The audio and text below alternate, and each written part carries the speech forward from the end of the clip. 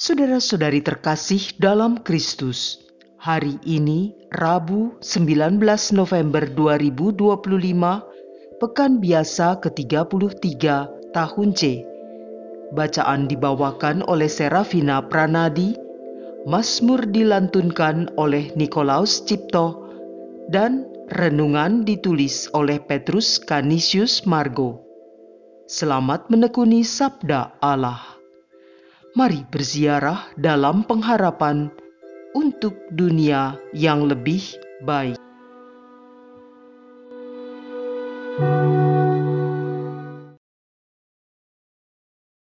Dalam nama Bapa, Putera, dan Roh Kudus. Amin. Allah Bapa di surga, betapa kami mengucap syukur atas anugerah hidup baru dan terutama karena kesempatan untuk memperbaiki hidup rohani kami. Engkau telah memelihara kami bahkan sejak penciptaan, dan perlindungan-Mu adalah kekal sepanjang masa. Kami yakini berkat-Mu melimpah sepanjang hari, dan semoga kami mampu menjalani hari dengan perbuatan yang berkenan kepadamu, demi Kristus Tuhan dan pengantara kami. Amin. Bacaan dari kitab kedua Makabe, bab 7 ayat 1 dan ayat 20 sampai dengan 31. Pada waktu itu, ada 7 orang bersaudara beserta ibunya ditangkap. Dengan siksaan cambuk dan rotan, mereka dipaksa oleh Raja Antiochus Epiphanes untuk makan daging babi yang haram. Ibu itu sungguh mengagumkan secara luar biasa. Ia layak dikenang baik-baik. Ia harus menyaksikan ke-7 anaknya mati dalam tempo 1 hari saja. Namun demikian, ia tetap menanggungnya dengan tabah dan besar hati karena harapannya kepada Tuhan. Dengan rasa hati yang luhur, ia menghibur anaknya masing-masing dalam bahasanya sendiri, penuh dengan semangat hukum. Dengan semangat jantan, dikuatkannya tabiat kewanitaannya, lalu berkatalah ia kepada anak-anaknya, "Aku tidak tahu bagaimana kalian muncul dalam kandunganku.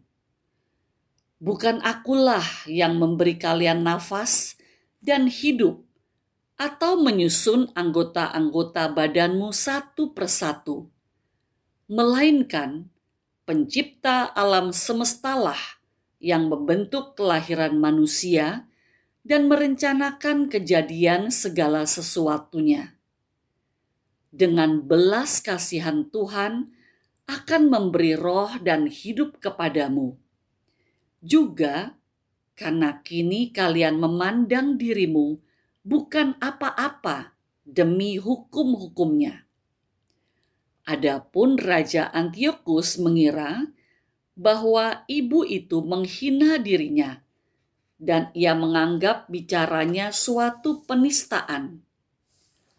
Anak bungsu yang masih hidup tidak hanya dibujuk dengan kata-kata, tetapi raja juga menjanjikan dengan angkat sumpah bahwa si bungsu akan dijadikannya kaya dan bahagia, asal saja ia mau meninggalkan adat istiadat nenek moyangnya. Bahkan ia akan dijadikan sahabat raja, dan kepadanya akan dipercayakan berbagai jabatan negara. Oleh karena pemuda itu tidak menghiraukannya sama sekali, maka raja memanggil ibunya dan mendesak supaya ia menasehati anaknya demi keselamatan hidupnya. Sesudah lama didesak, Barulah ibu itu menyanggupi untuk meyakinkan anaknya. Kemudian ia membungkuk kepada anaknya, lalu dengan mencemoohkan penguasa yang bengis itu, berkata dalam bahasanya sendiri, "Anakku, kasihanilah aku yang 9 bulan lamanya mengandungmu dan 3 tahun lamanya menyusui engkau. Aku pun sudah mengasuhmu dan membesarkanmu hingga umurmu sekarang ini dan terus memeliharamu. Aku mendesak, ya anakku, tengadahlah ke langit dan ke bumi dan kepada segala sesuatu yang kelihatan di dalamnya. Ketahuilah bahwa Allah menjadikan semuanya itu bukan dari barang yang sudah ada. Demikianlah bangsa manusia juga dijadikan. Jangan takut kepada algojo itu. Sebaliknya, hendaklah menyatakan diri sepantas kakak-kakakmu dan terimalah maut itu, supaya aku mendapat kembali engkau bersama kakak-kakakmu di masa belas kasihan kelak." Belum lagi ibu mengakhiri ucapannya, berkatalah pemuda itu, "Kalian menunggu siapa? Aku tidak akan taat kepada penetapan raja.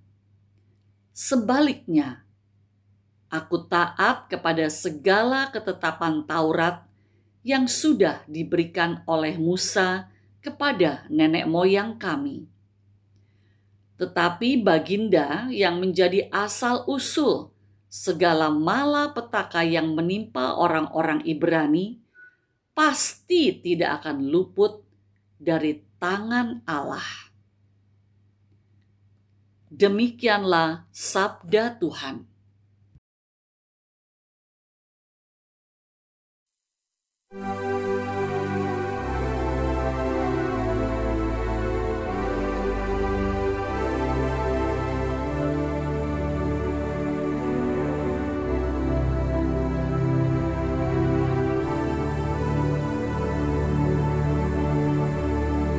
Pada waktu bangun aku menjadi puas dengan hadirat-Mu, ya Tuhan.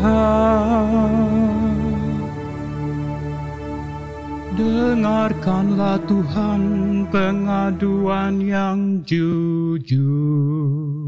Perhatikanlah seruanku. Berilah telinga kepada doaku. Doa dari bibir yang tidak menipu.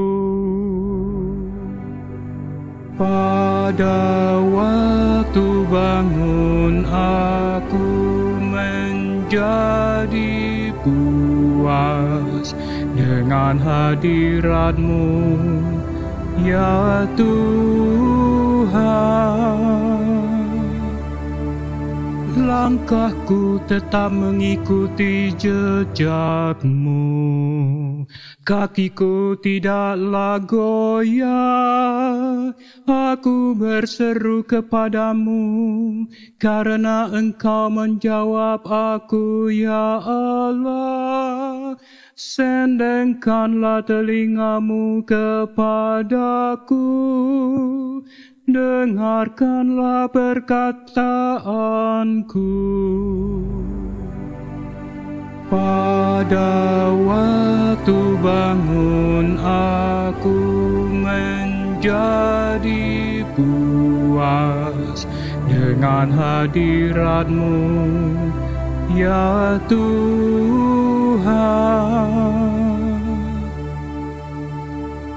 peliharalah aku seperti biji mata.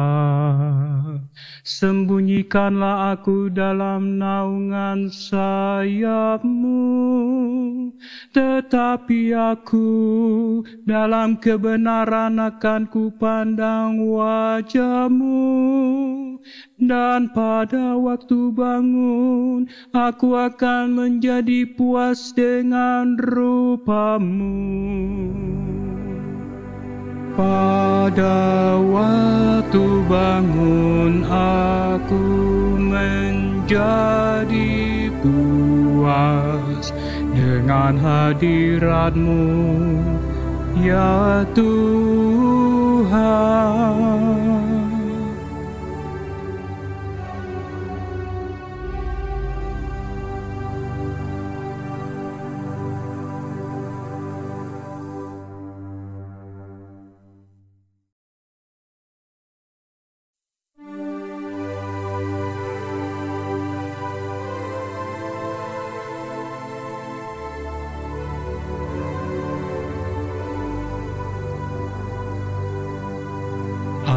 Alleluia, alleluia,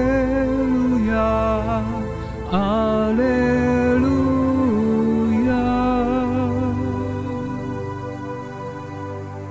Aku telah menetapkan kalian supaya kalian pergi dan menghasilkan buah yang takkan binasa, sabda Tuhan. Alleluia, alleluia, alleluia.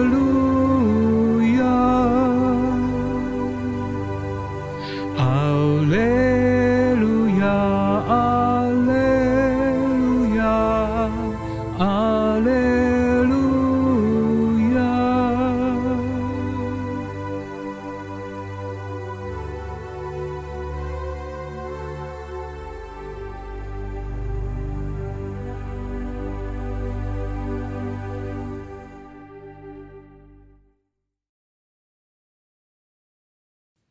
Inilah Injil suci menurut Lukas, bab 19, ayat 11 sampai dengan 28. Pada waktu Yesus sudah dekat Yerusalem, orang menyangka bahwa kerajaan Allah akan segera tampak. Maka Yesus berkata, "Ada seorang bangsawan berangkat ke negeri yang jauh untuk dinobatkan menjadi raja. Sesudah itu, baru ia akan kembali. Maka ia memanggil 10 hambanya dan memberi mereka 10 mina, katanya, 'Pakailah ini untuk berdagang sampai aku kembali.'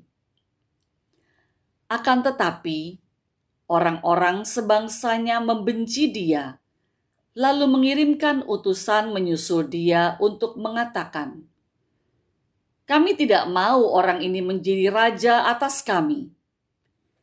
Dan terjadilah ketika ia kembali setelah dinobatkan menjadi raja, ia menyuruh memanggil hamba-hambanya yang telah diberinya uang itu untuk mengetahui berapa hasil dagang mereka masing-masing.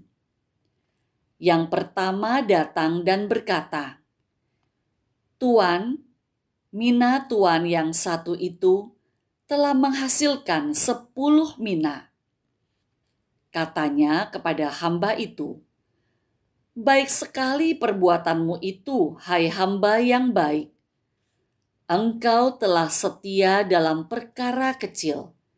Karena itu, terimalah kekuasaan atas 10 kota.' Datanglah yang kedua dan berkata, 'Tuanku, mina tuan telah menghasilkan 5 mina.' Katanya kepada orang kedua itu, 'Dan engkau kuasailah 5 kota.' Dan hamba yang ketiga datang dan berkata, "Tuan, inilah mina Tuan. Aku telah menyimpannya dalam sapu tangan. Sebab aku takut akan Tuan, karena Tuan adalah manusia yang keras. Tuan mengambil apa yang tidak pernah Tuan taruh, dan Tuan menuai apa yang tidak Tuan tabur." Kata bangsawan itu, "Hai hamba yang jahat, aku akan menghakimi engkau menurut perkataanmu sendiri. Engkau sudah tahu, aku ini orang yang keras. Aku mengambil apa yang tidak pernah kutaruh dan menuai apa yang tidak kutabur. Jika demikian, mengapa uangku tidak kau berikan kepada orang yang menjalankan uang?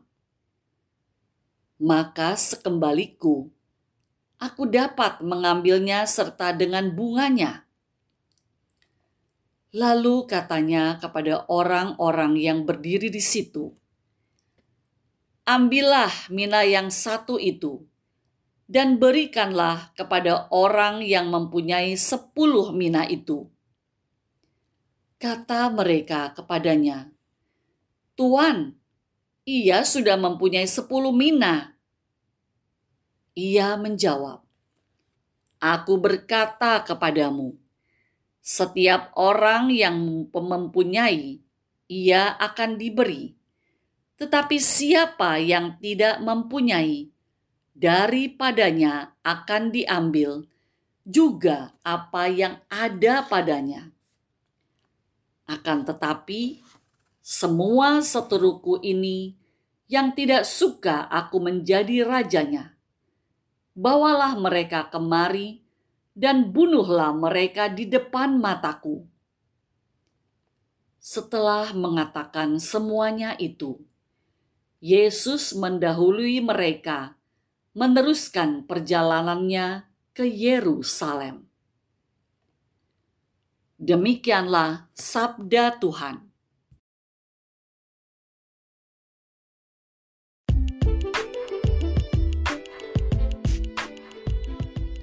Kerajaan Allah berlaku hukum Allah, bukan hukum dunia. Renungan dibawakan oleh Petrus Canisius Margo.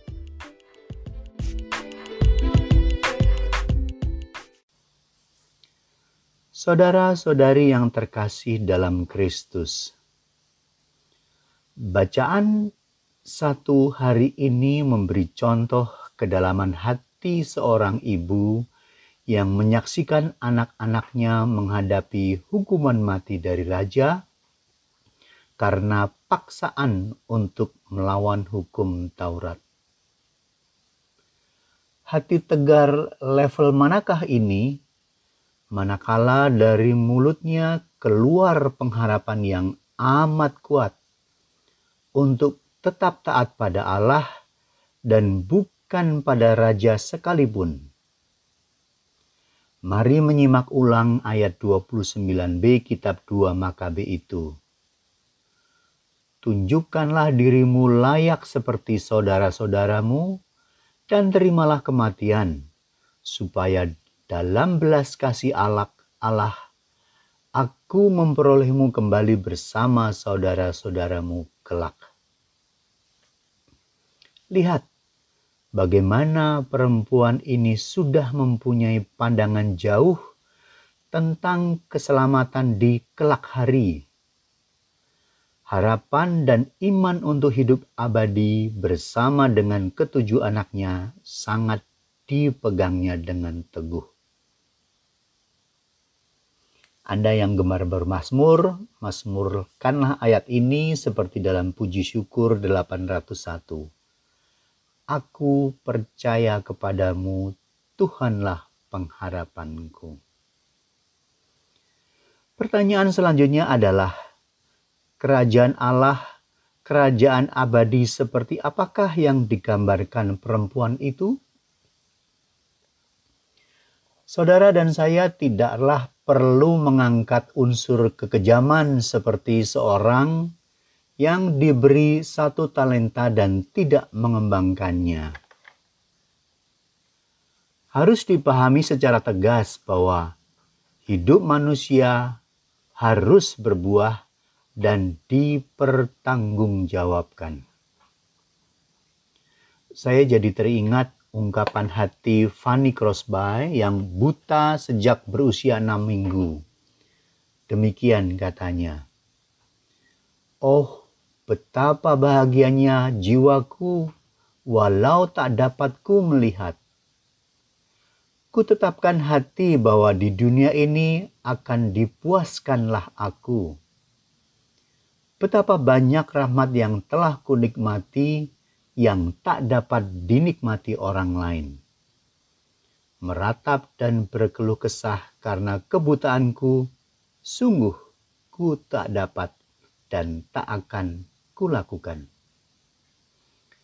Saudara, hati seperti apakah yang bersyukur dan kebutaan disebutnya anugerah? Fanny Crosby adalah penulis pujian terkenal, meninggal dalam usia 94 tahun. Bagian ini kita rangkum dengan satu hal, yaitu ketaatan pada hukum Allah, kunci untuk mendapat belas kasih-Nya. Kemudian, Anda dan saya harus setuju bahwa standar kasih Allah bukanlah kasih yang diajarkan dan dipahami manusia, baik orang tua, teman, ataupun masyarakat pada umumnya. Kasih Allah berlaku sama untuk semua orang, tidak berbeda. Kasih Allah tidak dibeli dengan perbuatan baik, sebab manusia sudah direncanakan untuk pekerjaan baik sejak penciptaan. Anda perlu memahami juga bahwa ajaran kasih itu bukan saja ditunjukkan dalam perbuatan, tetapi lebih bermakna sebagai suatu perintah. Oleh karena itu, semua orang harus memahami dan mengalami kasih Allah itu, supaya kemudian bisa meneruskannya kepada sesama. Inilah mengapa kasih itu harus diwujudkan dalam tindakan kepada ciptaan lain. Salah satu bentuk betapa keras hukum Allah itu adalah, siapa yang bertelinga, hendaklah mendengar. Saya ada satu pertanyaan untuk menutup permenungan ini. Apakah sesuatu yang jika manusia punyai, maka Allah memberi dan menambahkan lebih banyak? Tetapi jika sesuatu itu tidak manusia miliki, Allah akan mengambil termasuk yang ada padanya. Sesuatu itu adalah kasih. Jika Anda tidak memilikinya, hidup Anda pun akan diambil. Saudara, firman itu kuat dan sanggup mengerjakan sendiri apa yang diperintahkannya. Maka perbuatlah itu agar kamu memperoleh hidup. Marilah kita berdoa. Tuhan yang berbelas kasih, Engkau sendiri yang akan memberikan pemahaman, hasrat, dan kekuatan untuk menjadi pengikut-Mu saat Engkau menghadirkan Roh Kudus ke dalam hati. Maka buatlah hati kami menjadi hati yang taat, agar dengan kekuatan dari Roh Kudus, kami mampu berkarya untuk membawa jiwa menuju keselamatan hidup kekal. Dengan perantaraan Kristus Tuhan dan Juru Selamat kami, dalam persekutuan dengan Roh Kudus, hidup dan berkuasa, kini dan sepanjang segala masa. Dalam nama Bapa dan Putera dan Roh Kudus. Amin.